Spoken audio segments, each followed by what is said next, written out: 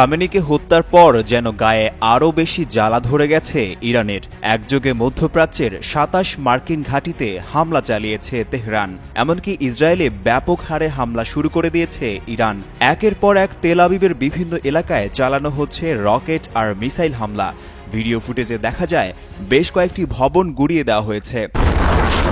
হিউস্টনে rocking tasty, সীমানা ছাড়াও নিজেকে হারাও।